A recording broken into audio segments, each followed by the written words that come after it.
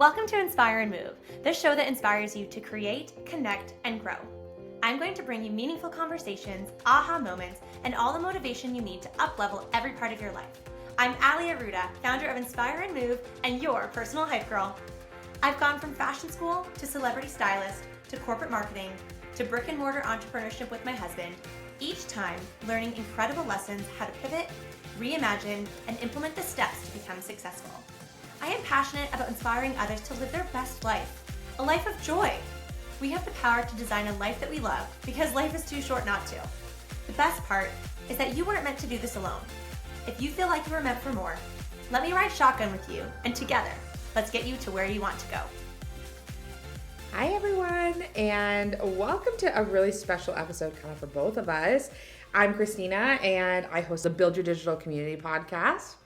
Hi guys, I'm Ali Aruda, host of the brand spanking new Inspire and Move podcast. Yay! Yay! Okay, so it's joint yay. Joint yay, forever joint yay. And I'm so excited about this little episode that we're doing. We're just doing a little mini episode because Ali is a brand new podcaster that we're so excited about. By the time people listen to this will be launched. People will be looking. If you're listening to Build Your Digital Community, jump over to Inspire and Move, go rate, review, download, do the thing. But Ali, I would love to hear a little bit from you about what made you want to start a podcast other than my relentless nagging? I think that's where the inspo started. Was the passionate. I would call it maybe a passionate nag. Yeah, okay. Passionate nag. Yeah, we'll put a bow on that passionate nag. And we obviously met in a super powerful, impactful room together with really great energy. And you stood up to me. Yep. I don't know if I told you that before. No. Yeah, there you go. Little romance. You stood out to me. I thought you had so many brilliant things to say.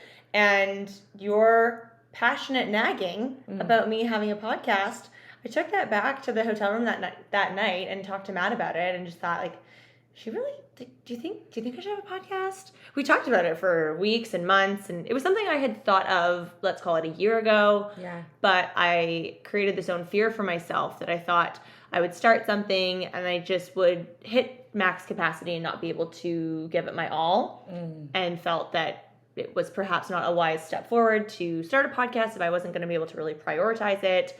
And now we've had a lot of cool things happen in the last year and making different moves and making different investments that the stars kind of realigned, and maybe those stars then brought me you.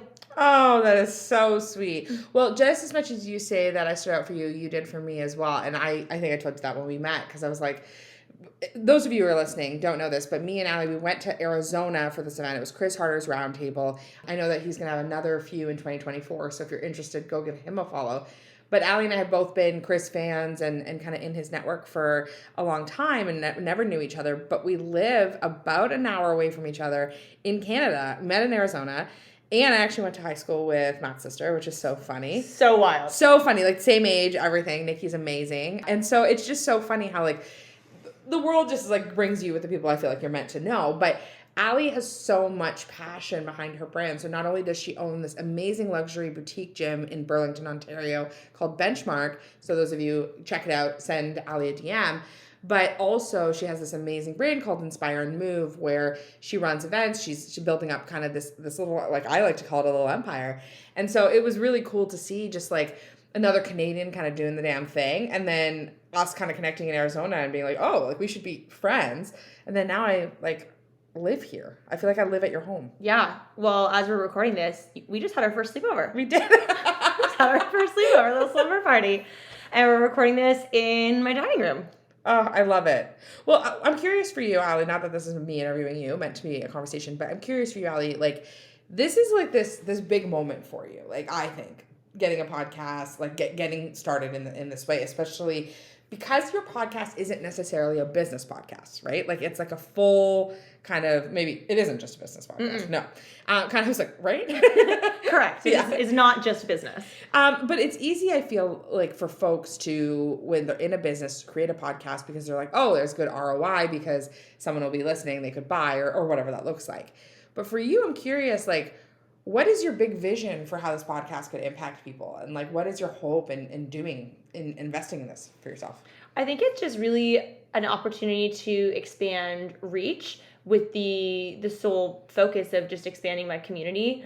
I've become rather obsessed with creating community, and I think that has become a natural, maybe not natural, perhaps the word organic could be a bit more fluid, an organic extension of what Inspire and Move is and what the brand is about. That is, I really love creating community and crafting rooms and experiences of bringing, like, for the most part, it's very much female focused, but I think there's such great energy, you know, guys, girls, like whatever your energy is, like I think there's such high frequency in these rooms, and so I'm really kind of obsessed with creating these events and experiences. I have a background in events, and so I feel like I will turn a basic workout class into an event where like, oh my god, you're gonna get a present, and then we're gonna bring a coffee partner in, and we're gonna have all these fun things, and it's gonna be amazing. So I really just kind of taking a big move in that direction of having these events and experiences, and very much here in the downtown Burlington space, but I would love to just broaden my horizons and go into, well, obviously we love Arizona, but go into the US, and my gosh, maybe it's Europe. You know, Matt's Portuguese, so maybe one day we kind of take an experience over there that's just creating this larger reach with more opportunity and more positive impact. I love that. And I think that it's actually kind of like what brings us a bit together too, is this idea of community, right? Like that's something I'm super passionate about, is creating spaces, especially for female entrepreneurs, to be able to kind of jam out and have kind of what we got in Arizona. Because often like we do these events and like we'll go to Arizona and we spend a ton of money to go there. Like it's not cheap, people. Like when people are like, oh my gosh, you go all the time. I'm like, yes, my visa reflects that. Like, you know what I mean? Oh yeah. Bonvoy points for you. Bonvoy points for me. But at the same time, like they're amazing relationships, friendships are formed, and it's great. And I want to create those kind of spaces here. And that's why I think community is so important. Like whether you're an entrepreneur or you're not, finding those people who are going to lift you up, who are going to be, you're going to be in their energy, like that's the stuff that's going to help you grow in whatever direction you're looking for, whether that's a business or in personally, whatever that looks like. Having those like-minded people is actually, I think, kind of the key to it all. It's really fascinating that you're saying this, though, and I totally agree with you in everything that you're saying, naturally. But your show name about building your digital community, that I think is a direct reflection of the business that you and Maria have built and are just smashing in terms of what you're building currently. But it's so interesting how you also are so passionate about curating rooms and like those IRL experiences. Do you have different feelings in terms of, and even your passions behind crafting an in real life experience for your community as well as digital community experiences?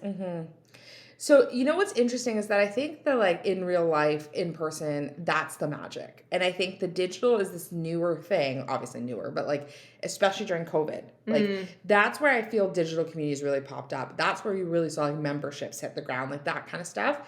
And so I think that's still really important. And I love what we're likely to launch a membership. Like there's lots of good stuff coming. Like we have a course, we love, you know, the online community. But someone recently asked me, they're like, why don't you make a free Facebook group? And I was like, I don't want to. Like, I just don't want to curate that kind of community. But I'm running about 2 events a month. And, you know, we have an event coming up. By the time people listen to this will be like the... We'll be planning our next event. Yes. I'll be a live podcast recording. That's kind of what we're dreaming up. But, like, you know, I love the feeling of, you know, you sit next to somebody and you're like, oh, where are you from? Oh, you're from here. Amazing. Like, this is what my business is about. This is what I do. Like, so I see a lot of vision for that. And I think the digital space isn't going anywhere, and it's afforded me incredible opportunities. Like my first experience I ever did with Chris and Lori was digital. And then that made me want to upgrade into an in-person. Like, and there's something really like powerful and magical about that. But I think one of the things that Chris said at a mastermind that I coach in, it's called Past Foundations. One of the things that he said was, somebody asked him, they're like, what do you think is like the people who are like the most successful in your circle? What are they doing right now to like hone in on audience and like build businesses? Like, what are they doing? And he was like, the people who are winning are the people who are doing in-person events. Because, you know, people felt so cooped up for so long. But the other piece is that there's nothing like meeting in person. And that's why businesses, like, when you think historically about businesses, that's how they were built. They were built on chamber of commerces. They were built on lunches. They were built on going for a walk. Like, those were those like relationships that now we can expand by being online. But even as you were talking, you asked that question, I was like, oh, I wonder if I'm going to change my podcast name to just community, because I actually love in-person community, and I actually wonder if that's more where it's at. Yeah, you could totally do that. Yeah. Have you thought about that a lot? It's funny. Should we pick a new name right now? No, we don't need to pick a new name right now. Okay. All right. Classic. This is Allie energy. If you know Allie, if you know her, you love her, obviously. She'll be like, oh, you want to do this? We'll do that right now. Let's figure it. Let's sign you up. Let's. You know what? It's going to be a team effort. Yeah. Let's dive in and find out the in real life community show name. Yeah. Okay. We'll figure that one out. Or maybe I'll have a second show about teaching people how to build events. Who knows? Love that. Who knows? But that's where I think, even if it's, and Lindsay and I talked about this on the podcast when I had our Lindsay Schwartz. We love a Lindsay Schwartz. We love a Lindsay Schwartz. Love a Lindsay Schwartz. Yes. Honestly, Lindsay is so high vibe and just so real. That could be a super fun episode where we just sit here staring at each other and then we just go back and forth of like, let's just send love to all the people that we love. Oh my God, that would be fun. But I don't know if anyone would listen to that. No, just us? We could send it to the people we're loving on, but I don't know that it would be like a fan favorite. All right. Yeah. But Lindsay is really great because Lindsay is such an amazing community builder. And when Lindsay and I were talking, like on that podcast episode, I asked her, your podcast episode download numbers couldn't possibly be what they are now always. And Powerhouse Women couldn't possibly have that full room. And what did you do to get there? And she was like, I started with little lunches, like little entrepreneurial lunches. I remember this story, how there was one where she had lunch by herself. Lunch by herself. Peaceful. Reflective, if you will. Yeah. Just gonna be in the moment. Be very, very present and enjoy your own company. We call that a meditative lunch. But it's funny because it's like to do what the big things we see other people do are, we need to do the small things first. And I always say this about Marina Middleton, who's also would be on our love list because we love the Marina Middleton. We love a Marina Middleton. But Marina runs these incredible events, and she's much like you, Allie. Like this episode is just me pumping you up, but I always tell everybody that Allie has taught me how to ask for things. So now when we run events, I'm like, oh, like, could that be cheaper? And people are like, yeah. And I'm like, amazing. I'm like, would you like to throw in a free drink? They're like, absolutely. I'm like, woo, amazing. Why don't we coin that the Allie effect for you? Ooh, I love that. Okay, the Allie effect. Yeah. So Marina has a similar effect, but I remember feeling so intimidated by Marina, in not a negative way, but she would put together these curated events in 30 days, and there would be balloon arches, and there would be 75 women in a room, like stages, all this stuff. But she earned that. Right? Like she earned that by, building her brand, doing the time, right? And so now I find when people say the same thing to me about our events where we'll have like a sold out dinner and there'll be 35 women and they're like, oh my gosh, like how did you get 35 people there? And I was like, it started with the first dinner that had 10. Yeah. And in Toronto, and I was like, oh, who can come to this? Who's going to come? Let's just figure it out. And now it's building into something bigger, but I couldn't do that without the 10. So I think it's like, that's the thing with events and about community is that even it's like you and me sitting down being like, we want to have brunch at the Pearl and we want to do it with a bunch of high vibe women. Let's ask if people are interested. Like if 5 people came, we have to see that as, and there's more than 5 and like I believe we'll sell out, but like we have to believe that like other people want to do this too. And that like we get to be the leaders of that.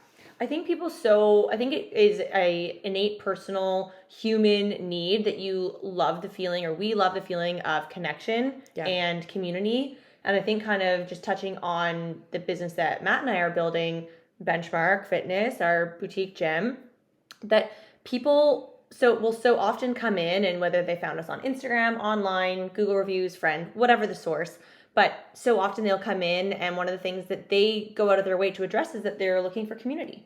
Mm-hmm. And I don't know if that was something as a result of, those interesting years of 2020, 21, and so on. But I think it's just even ties deeply into what we crave and what fuels our hearts and our souls.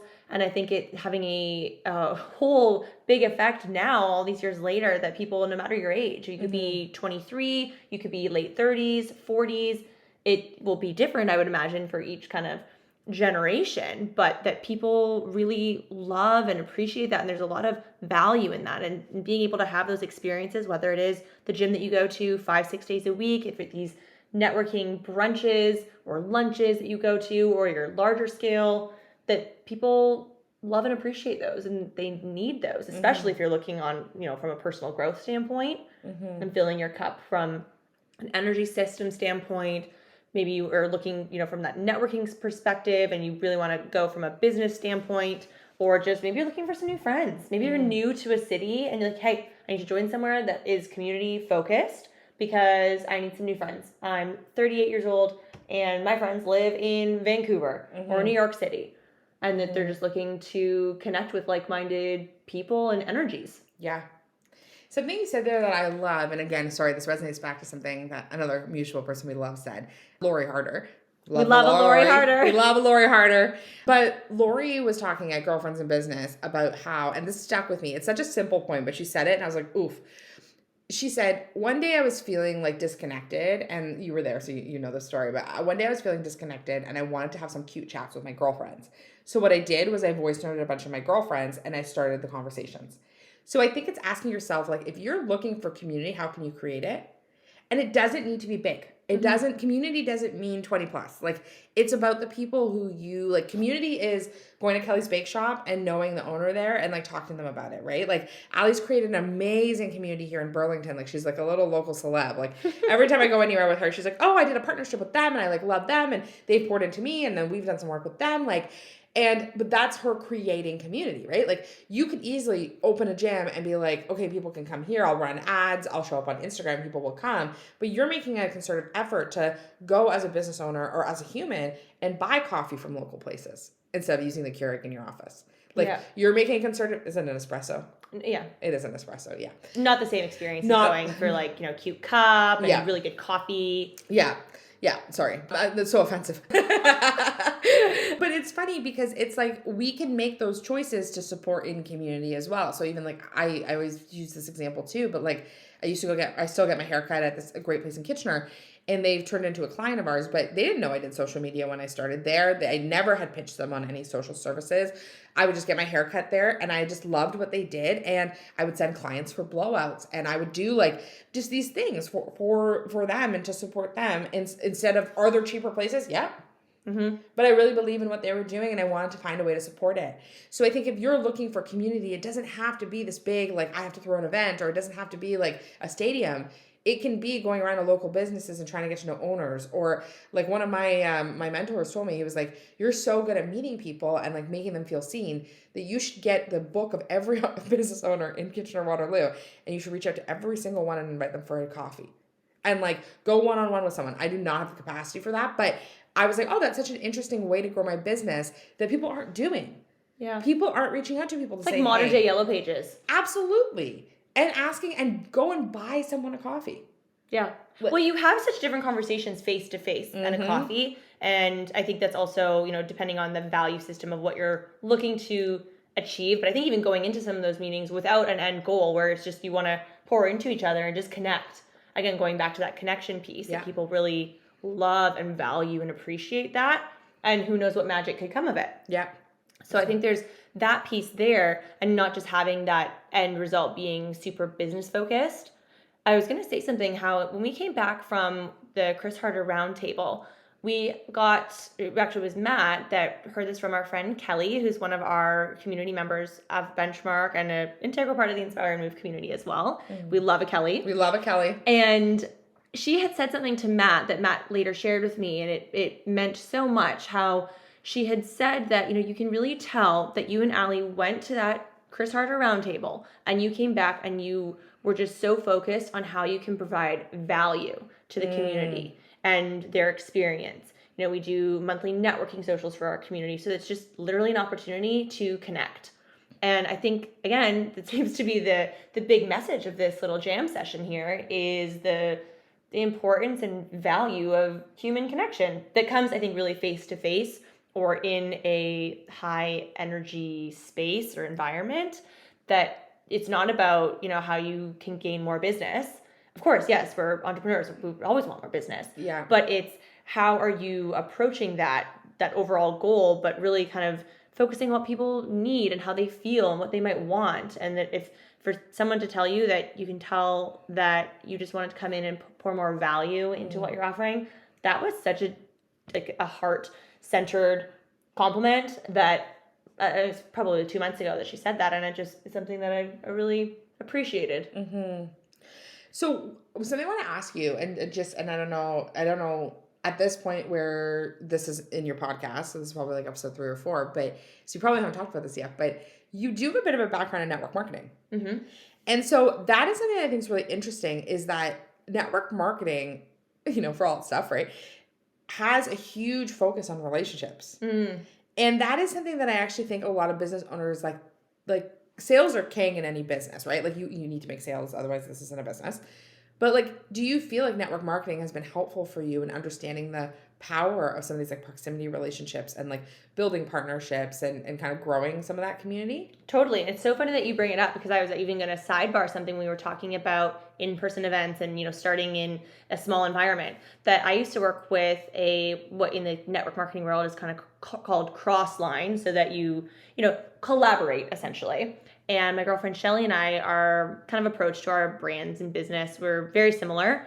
And we thought, well, let's just jam together and do events together. And we used to do them in our living rooms. We would alternate between her house and my house, kind of to approach different areas of, okay, this is only a 10-minute drive from your house, whereas that one's going to be a 30-minute drive. Yes. And we'd call them rosé Q&As.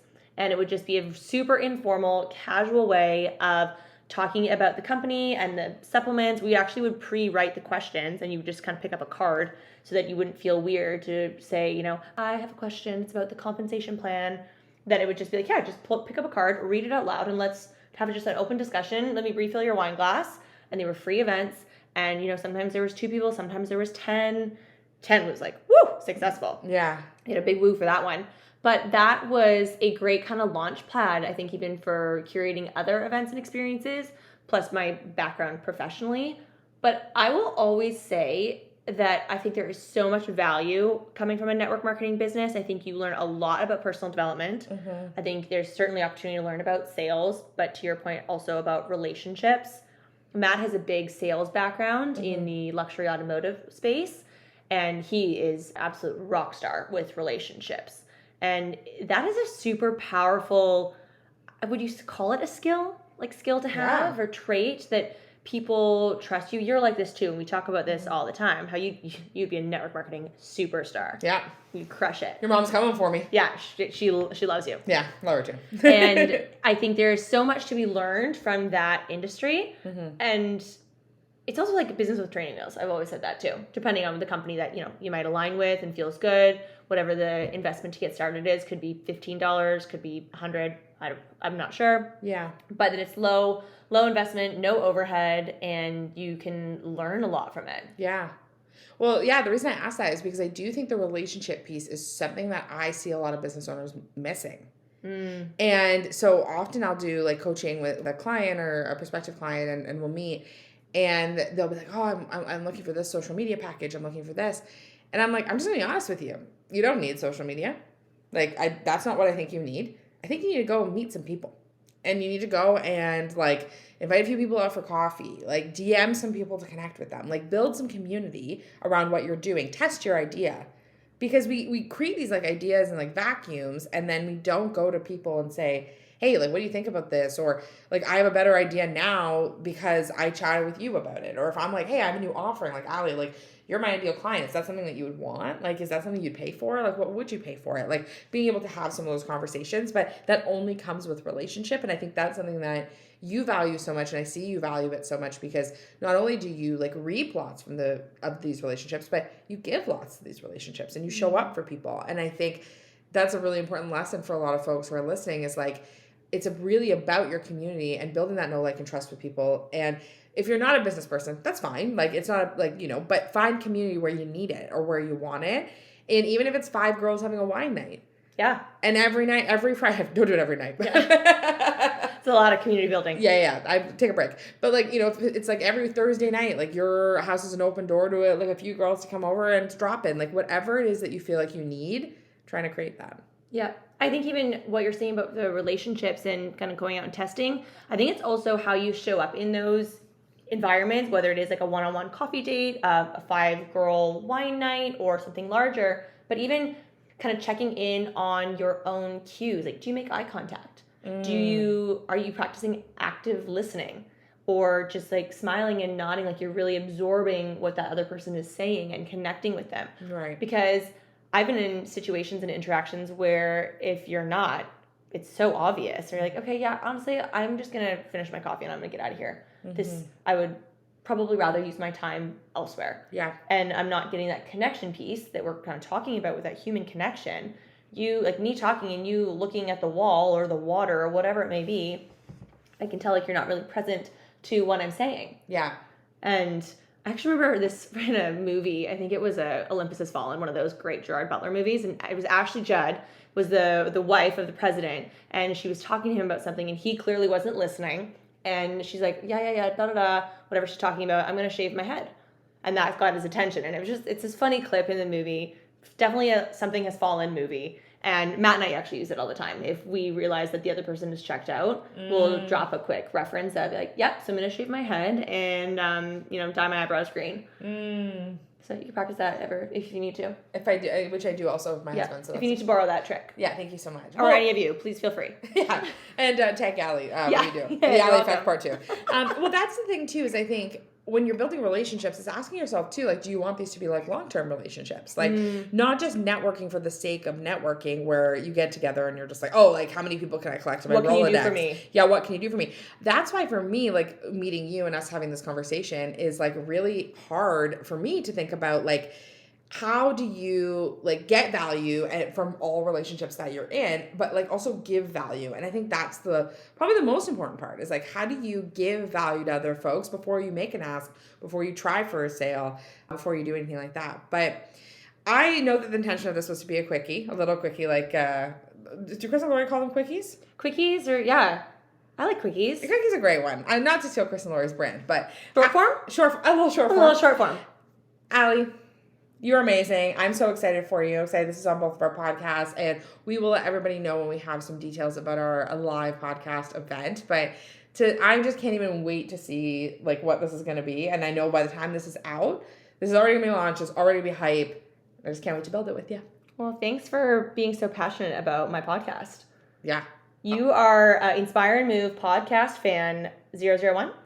0001, and Elaine, I'll be 0002, so Elaine can be 0001. Okay. Yeah, Okay, give that to your perfect. mom. Yeah. Oh my God, thank you so much for just jamming with me, and I love this, and I feel like this might be a regular occurrence. Maybe this will be like part of, Thursday wine nights and just grab the mic and just jam. Love it. Love it. And thank you to everyone for listening. We love you guys and we're so grateful for you listening. And if this resonated, anything came up for you, don't hesitate to DM us. And even if you're, if you're in Allie's community, we've never met any friend of Allie's is a friend of mine. I'm sure she feels the same. Likewise. So excited and enjoy the rest of your day. Bye, guys. Thank you so much for listening. If you loved this episode, it would mean the world to me if you took 30 seconds and shared this on social media, send it to a friend, or leave a 5-star review. There is power in community, and I am so grateful to have you part of mine.